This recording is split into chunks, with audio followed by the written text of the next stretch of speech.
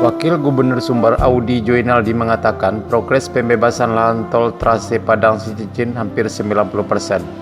Hal tersebut disampaikan usai rapat percepatan ganti rugi lahan tol di kantor Gubernur Sumbar Selasa 22 November 2022 kemarin.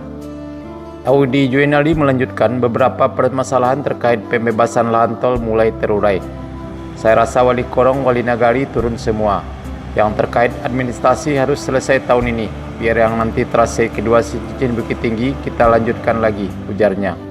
Terkait trase kedua Cicicin Bukit Tinggi, Audi berharap mendapatkan alokasi dana dari pusat lagi. Kalau Padang Cicicin ini sudah sampai di ujung, tidak ada masalah lagi, insya Allah, ujarnya. Diketahui progres yang sudah tercapai dengan total bidang penetapan lokasi Penlok 1, Penlok 2, fasilitas sosial, Fasos, fasilitas umum, Fasum, dengan jumlah 1.605 bidang tanah. Sementara yang sudah bebas sebanyak 1.423 bidang dan menyisakan sebanyak 182 bidang yang belum bebas dengan total persentase yang sudah bebas 88,67% dengan total panjang 32,40 km. Dari total 182 bidang yang belum bebas, 148 bidang ada di Nagari Kapaloh Ilalang, Nagari Cicicin 17 bidang, dan Nagari Parit Melintang 6 bidang. Kemudian di Nagari Lubuk Alung 1 bidang, Nagari Balahilir 1 bidang, Nagari Sungai Bulu Utara 3 bidang, Nagari Buayan 4 bidang, Nagari Sungai Bulu Selatan 1 bidang, dan Nagari Sungai Bulu Barat 3 bidang. Staf ahli Gubernur Bidang Ekonomi dan Keuangan Safrizal Ucok mengatakan terdapat beberapa masalah yang terjadi untuk proses pembebasan lahan tersebut.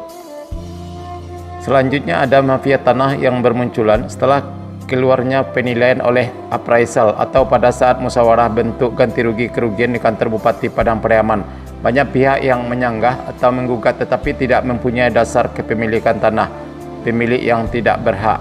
Kemudian terdapat berita simpang siur yang disebarkan oleh oknum yang tidak bertanggung jawab terkait proses tol mengenai harga pergantian tanah yang tidak layak sehingga membuat keresahan di masyarakat.